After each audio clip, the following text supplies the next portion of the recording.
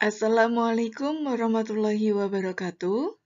Anak-anak, mari kita lanjutkan membahas mengenai Kingdom Plantae dan Kingdom Animalia. Kelompok tumbuhan atau Kingdom Plantae ini terbagi menjadi 3 divisi anak-anak. Nah, sesuai gambarnya ya, mari kita bahas 3 divisi tersebut. Nah, kerajaan tumbuhan, jadi pelantai itu, terbagi menjadi 3 anak-anak. Yang pertama adalah Bryophyta. Bryophyta itu adalah tumbuhan lumut. Yang kedua adalah Pteridophyta atau paku-pakuan, tumbuhan paku. Dan yang ketiga adalah Spermatophyta atau tumbuhan berbiji. Nah, tumbuhan sudah terbagi menjadi 3. Nah, kemudian coba kita simak sebentar. Kalau lumut itu anak-anak, di sini terdiri atas lumut hati, lumut daun, lumut tanduk. Nah, lumut daun itu seperti yang ada di PPT ini, di video ini. Nah, kemudian tumbuhan paku anak-anak. Tumbuhan paku itu contohnya ada banyak. Ada paku purba, ada paku kawat, paku ekor kuda, dan paku sejati. Nah, kalau yang digambar ini adalah paku tiang atau paku sejati. Nah, yang berikutnya tumbuhan berbiji itu masih dibagi lagi anak-anak ke dalam 2, yaitu Gymnospermae dan Angiospermae. Nah, apa bedanya? Nah, nanti kita akan bahas lebih rinci di belakang. Nah, ini hanya contoh-contohnya saja. Kalau pohon cemara itu termasuk ke dalam Gymnospermae. Jadi Gymnospermae itu adalah tumbuhan berbiji terbuka. Dan yang satu adalah pohon mangga, Angiospermae. Jadi tumbuhan berbiji tertutup. Berdasarkan morfologi atau susunan tubuh anak-anak, tumbuhan itu sebenarnya dikelompokkan lagi berdasarkan yang pertama, tumbuhan tidak berpembuluh dan tumbuhan berpembuluh. Yang tidak berpembuluh itu biasanya disebut dengan Talophyta, sedangkan yang berpembuluh itu disebutnya Tracheophyta. Jadi ada 2 anak-anak. Nah, mari kita simak.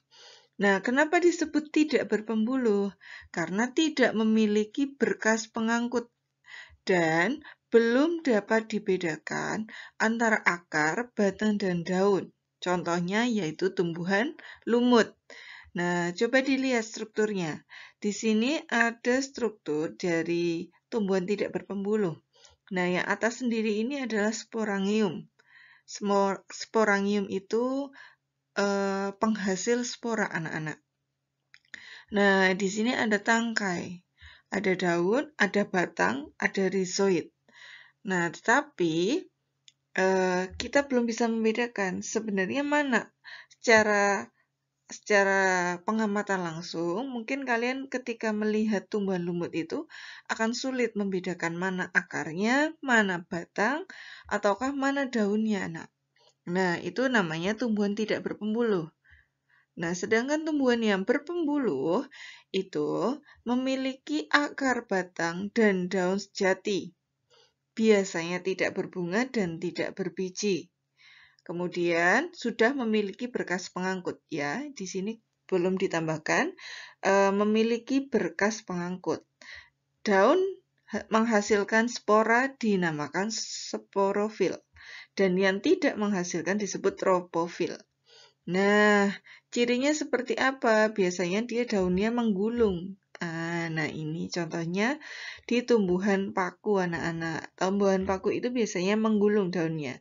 Kalian sudah bisa melihat dan mengamati mana daunnya, kemudian mana batangnya, dan mana akarnya. Nah, disitulah perbedaan antara tumbuhan tidak berpembuluh dan berpembuluh.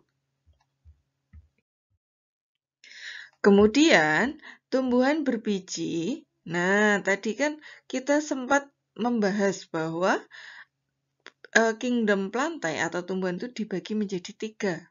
Tumbuhan lumut, tumbuhan paku-pakuan, dan tumbuhan berbiji. Nah, kita akan membahas lebih detail mengenai tumbuhan berbiji atau Spermatophyta. Tadi sudah dikatakan di awal terbagi juga menjadi 2. Ada yang berbiji terbuka atau gymnospermae, dan yang satu tertutup atau angiospermae. Nah, cirinya seperti apa untuk gymnospermae itu? Jadi maksudnya terbuka itu berbiji telanjang. Bijinya tidak dibungkus oleh daun buah. Nah, alat reproduksi disebut strobilus. Nah, seperti gambar di kanan ini anak-anak, strobilus itu bentuknya seperti ini. Ada yang strobilus betina, ada yang strobilus jantan. Kalau kalian sering ke hutan pinus di Mangunan, di daerah Bantul itu juga ada strobilus. Biasanya jatuh dan warnanya sudah coklat kalau kalian pernah ke hutan pinus. Nah, ini namanya strobilus anak-anak. Jadi, kalian bisa mengamati apa saja yang ada di lingkungan kalian. Termasuk ketika kalian berwisata ke hutan pinus, oh ternyata itu mereka termasuk ke dalam tumbuhan berbiji terbuka atau gymnospermae. Nah, cirinya apa lagi? Batangnya itu besar dan berkambium. Kalau kalian melihat pohon pinus itu, batangnya itu besar anak-anak. Nah, berakar tunggang dan serabut. Daunnya selalu hijau, sempit, tebal, dan kaku. Nah, contohnya apa saja tumbuhannya? Ada damar anak-anak. Damar seperti ini, juniper seperti ini, kemudian ini ada pohon cemara. Nah, selain itu ada pohon pinus tadi yang sudah dikatakan. Lalu yang mungkin dekat dengan kalian itu biasanya ada pohon melinjo dan pakis haji. Seperti itu. Nah, untuk tumbuhan berbiji tertutup atau angiospermae, cirinya jelas ya anak-anak. Bakal bijinya itu terlindungi daun buah. Jadi tertutup, ditutupi daun buah. Lalu ciri berikutnya memiliki bunga. Contoh tumbuhannya apa saja? Nah, contoh tumbuhannya ada mangga, jambu, avokat, anggur, dan nangka. Dan lain sebagainya masih banyak. Nah, tadi kan juga dibahas. Oh, belum disampaikan ya. Berarti tumbuhan angiospermae atau berbiji tertutup itu terbagi menjadi dua anak-anak. Jadi ada yang dikotil dan monokotil. Perbedaannya di situ. Kalau di ini kan berarti dua, berarti berbiji berkeping dua. Kalau mono, ini mono itu satu. Jadi dikotil itu adalah berbiji yang berkeping dua. Contohnya seperti kacang, seperti ini. Nah, dia itu kan berkeping dua. Kemudian jagung. Jagung itu contoh monokotil, karena ketika kalian mengambil biji jagung, itu kan sekali mengambil itu hanya mendapatkan satu biji anak-anak. Nah, tapi kalau kacang itu kan seperti dua dempet seperti itu. Nah, itu bedanya di situ. Jadi, kita akan membahas lebih lanjut mengenai dikotil dan monokotil. Nah, tumbuhan berbiji tertutup tadi sudah diawali bahwa ada monokotil donoae. Nah, intinya monokotil anak-anak. Kemudian dikotil donoeae. Nah, tadi kalau mono itu berarti satu. Nah, clue-nya di sini ya, satu kotiledon atau satu biji. Kemudian ya ini dua kotiledon. Nah, ciri lainnya apa anak-anak? Yang gampang diamati itu jelas daunnya. Kalau misalkan monokotil itu dia sejajar, daunnya sejajar dan melengkung. Nah, sudah bisa ditebak ya tumbuhannya apa?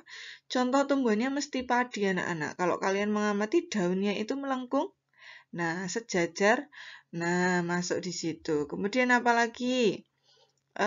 Tumbuhan kelapa dan lain-lain. Nah, kemudian kalau dikotil, dia daunnya itu menyirip atau menjari seperti jari. Nah, ini seperti jari berarti bentuknya jarinya ada 5 daunnya. Berarti dia tumbuhnya apa anak-anak? Bisa tumbuhan singkong, tumbuhan pepaya, dan lain sebagainya. Nah, contoh selain tulang daun, bisa dilihat dari batangnya. Batangnya itu berkas pengangkutnya, itu tersebar. Kalau tersebar itu seperti ini acak. Nah, acak seperti ini berarti dia adalah monokotil. Tapi kalau yang dia dalam satu lingkaran, nah kalau tersusun dalam lingkaran itu biasanya, nah ini lingkarannya ada lingkaran yang di dalam, dan mereka itu menyusun di lingkaran itu. Jadi dia teratur berkas pengangkutnya. Mungkin kalian ada yang bertanya, apa itu berkas pengangkut? Jadi berkas pengangkut itu akan dibahas lebih lanjut di besok kelas 8. Nah, berkas pengangkut itu intinya kalian di dalam tumbuhan itu ada pengangkut yang bertugas mengangkut air, itu namanya xilem. Kemudian yang mengangkut hasil fotosintesis namanya floem. Sebenarnya sudah dikenalkan ketika kalian SD. Nah, ini hanya mengulang. Cuma perbedaannya kalau dia mono itu berkas pengangkutnya antara xilem floem itu tersebar. Kalau yang dikotil itu yang tersusun dalam lingkaran atau teratur. Nah, untuk bunganya anak-anak, biasanya kalau yang monokotil itu kelipatannya 3. Jadi terdiri atas 3 atau berkelipatan 3. Kalau untuk di kotil itu kelipatan 2, 4, atau 5. Nah, sedangkan akarnya itu serabut. Kalau untuk yang mono, serabut itu yang menjalar. Tapi kalau untuk yang tunggang, itu yang ada satu ke bawah biasanya. Tapi kalau serabut itu dari pucuknya akar sini langsung bercabang-cabang. Nah, kalau yang tunggang kan satu panjang baru bercabang. Kalau si serabut itu sudah dari awalnya akar mereka bercabang-cabang. Nah, untuk kingdom animalia atau kingdom hewan itu anak-anak terbagi atas 6 filum. Nah, masih ingat ya, urutan takson itu adalah kingdom, di bawahnya kalau dia hewan berarti filum, di bawahnya kelas, ordo, dan seterusnya. Nah, untuk kingdom animalia itu terbagi atas 6 filum. Nah, mari kita simak. Nah, 6 filum itu, yang pertama adalah porifera, seperti gambar di slide ini, anak-anak.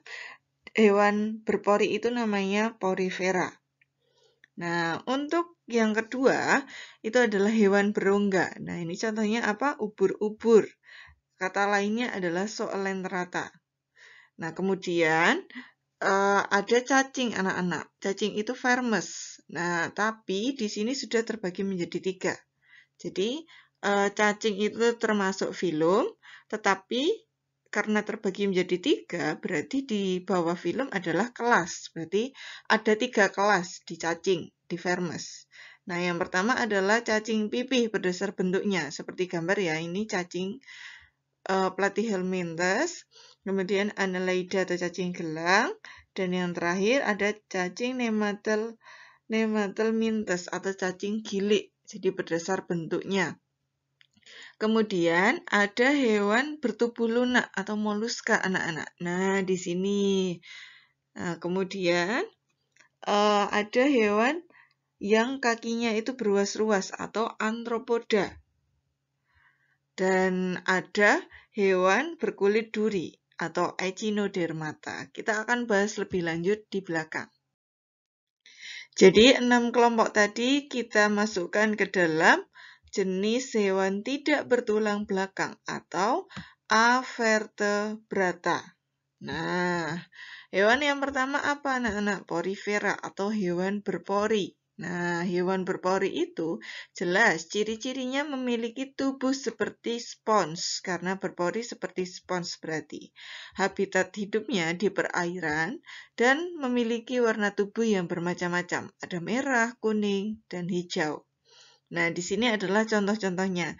Jadi, contohnya ada Potherion, kemudian ada Skipa, ada Spongilla. Nah, tadi yang dibuat contoh itu adalah Spongilla di depan. Nah, itu adalah hewan berpori. Nah, untuk yang kedua atau hewan Soelenterata, itu adalah hewan berongga. Ciri-cirinya memiliki tentakel untuk menangkap mangsa, tubuhnya berbentuk polip. Polip itu biasanya menjulur-julur. yang menempel, kemudian tubuh berbentuk medusa yang bergerak aktif melayang-layang.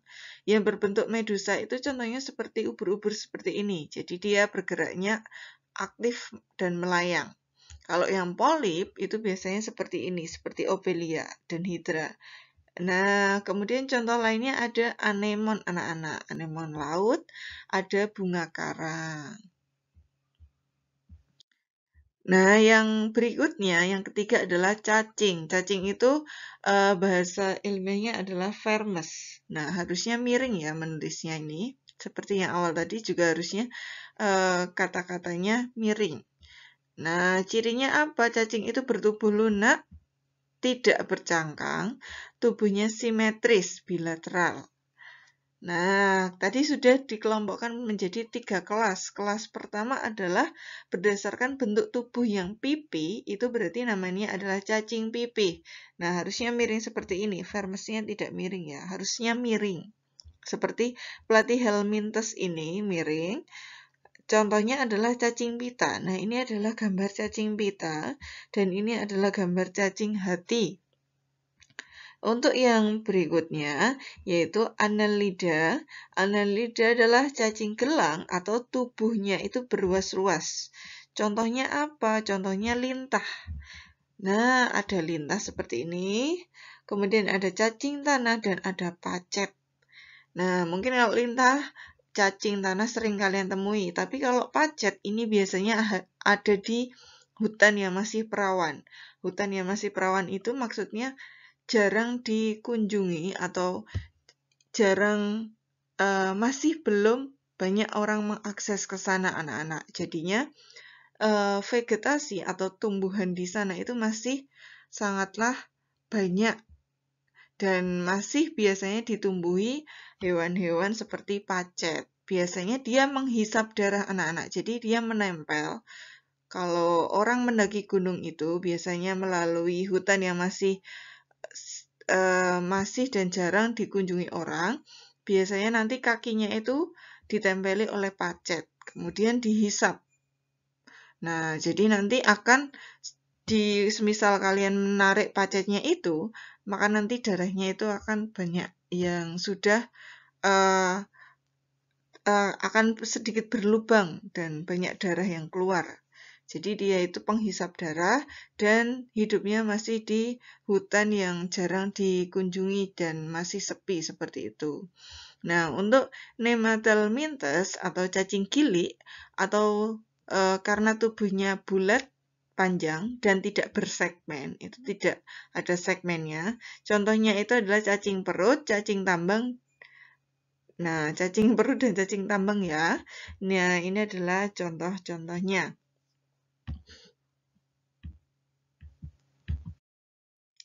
Nah, untuk yang berikutnya, setelah cacing, ada moluska anak-anak. Nah, ada moluska adalah hewan bertubuh lunak. Jadi lunak itu adalah ciri-cirinya, lalu banyak lendir itu pasti, dan terbungkus oleh mantel, dan habitatnya itu bisa di air dan bisa di darat.